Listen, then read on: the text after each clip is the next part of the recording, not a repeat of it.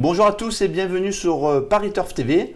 Je suis ravi de vous retrouver pour votre émission reçue 5 sur 5, l'émission du Quintet Plus et du 5-5. Pour m'accompagner aujourd'hui, j'accueille Damien Cazet. Bonjour Damien. Bonjour Polo et bonjour à tous les internautes. Alors Damien, rendez-vous ce jeudi à Chantilly à l'occasion de ce prix du bois de Bourillon, un handicap réservé à des 4 ans. Nous sommes sur la distance de 1900 mètres. C'est un parcours corde à droite, on va utiliser la piste en sable fibré. C'est un parcours de vitesse, mais qui demande quand même un petit peu de tenue. On peut utiliser toutes les tactiques sur ce parcours de 1900 mètres, qui peut aussi bien réussir aux chevaux spécialistes du mile que les chevaux qui vont sur 2000. Et dans cette épreuve, effectivement, des concurrents de 4 ans qui, pourtant, pour la plupart, ont déjà couru des événements. D'accord. Sans plus tarder, on écoute votre sélection en 8 chevaux. Alors, le numéro 6, Ningal, le 2, le Bandit, le 11, Mutine, le 3, Tigerland, le 4, Bagdapour, 14, Métropole, 15 Cervantes et 13 Primus Incitatus. D'accord, on commence avec votre numéro 6, donc qui a votre préférence. Le 6 Ningal vient de réaliser un truc à l'enchant. C'est un véritable métronome. C'est amusant de le placer en tête. Pourquoi ce choix ? C'est son profil qui m'intéresse parce que c'est un cheval qui est entraîné à Calas, dans le sud-est de la France. Et on est venu tâter le terrain la dernière fois en région parisienne. C'est la première fois de sa carrière qu'il venait courir en région parisienne. On a couru une course à condition qui était de bonne valeur. Et le cheval, on l'a mis dernier et il a tracé une très très bonne ligne droite. La ligne droite qui nous a plu et qui a probablement plu à son entourage puisqu'on décide de revenir faire le déplacement, mais cette fois-ci pour un gros handicap, une course qui est plus relevée, mais je pense qu'il a le niveau pour terminer à l'arrivée d'une telle épreuve et ses lignes plaident dans sa faveur, il peut même gagner je pense. Son entourage fait le déplacement avec des ambitions. D'accord, c'est amusant.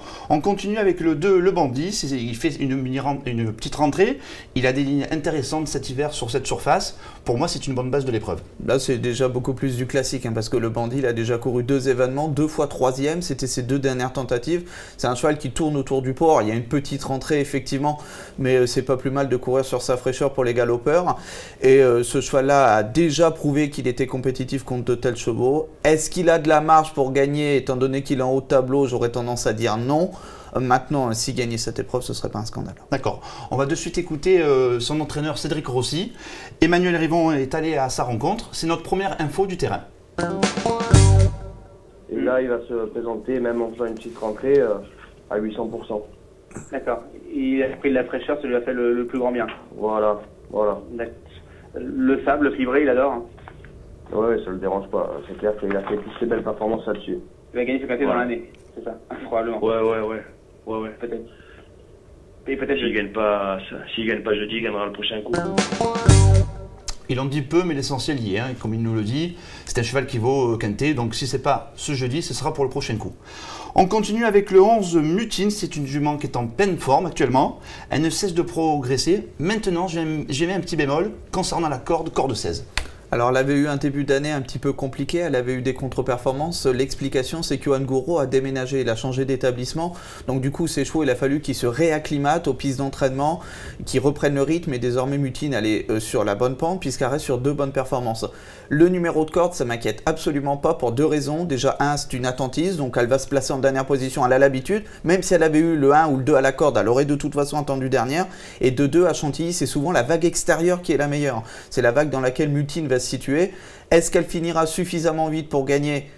Ça, c'est une question de feeling. Maintenant, elle a largement le niveau pour faire l'arrivée d'une épreuve, d'une telle épreuve. On va voir si Johan Gouraud, son entraîneur, est d'accord avec vous. Notre journaliste Thierry Dousseau est allé à sa rencontre. C'est notre deuxième info du terrain. Elle vient de bien courir 2 fois.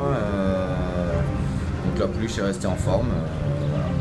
Et le fait d'évoluer sur la PSF, ça va lui poser des problèmes ou pas? C'est une pouliche qui a auparavant pu s'imposer sur la PSF de Lyon la soie.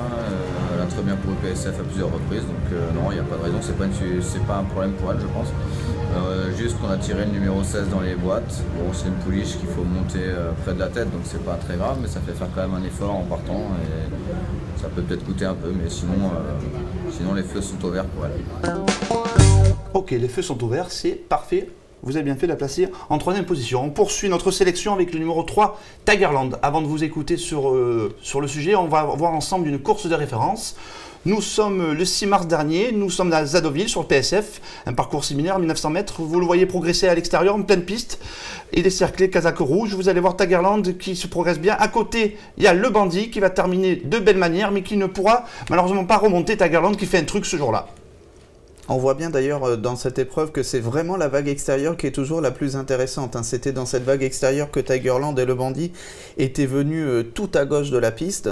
Alors effectivement, il a été pénalisé, hein, Tigerland, sur cette victoire. Et par la suite, il y a une contre-performance. Son entourage nous dit que c'est dû à l'herbe. On a changé de surface et c'est ce qui ne lui a pas plu. Donc là, ça va être de nouveau sa surface préférée, mais avec la pénalité en plus. Donc on part un peu dans l'inconnu, on n'est pas sûr que Tigerland vaille la valeur qu'on lui propose dans cette épreuve. 39,5, bon c'est peut-être un peu beaucoup, maintenant c'est peut-être quand même suffisant pour terminer dans les 5 premiers. D'accord, pour la gagne ça sera compliqué, mais pour une place on est obligé de le mettre. On poursuit, on termine notre sélection en 5 chevaux avec une jument âgée de 4 ans, c'est Bactapur, le numéro 4.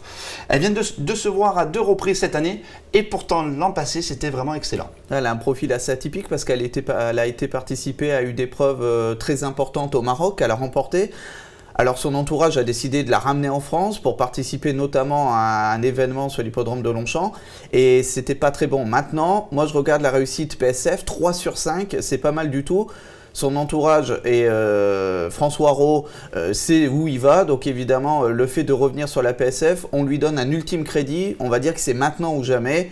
Est-ce qu'elle a réellement le niveau d'un événement? On ne sait pas, mais en tout cas PSF ça la transcende, donc c'est maintenant ou jamais. D'accord. Bon, 5e position, elle devrait faire l'arrivée. Avant de nous quitter, Damien, est-ce que vous avez un petit coup de cœur dans cette réunion? Alors c'est dans une course à condition, dans la 3e, le numéro 3, Désiré Clary, qui a que des bonnes perfs, 3 courses, 2 victoires, une 2e place. Placé de groupe 2 en Allemagne et c'est Pascal Barry qui a décidé de l'acheter, c'est pas une course à réclamer, hein, mais qui a été acheté à l'amiable suite à une victoire récente par un entourage donc très prometteur, très bon, c'est Pascal Barry et le propriété Bouchard, donc Désiré Clary dans un 3e, c'est le 3. D'accord, un coup sûr à la gagne?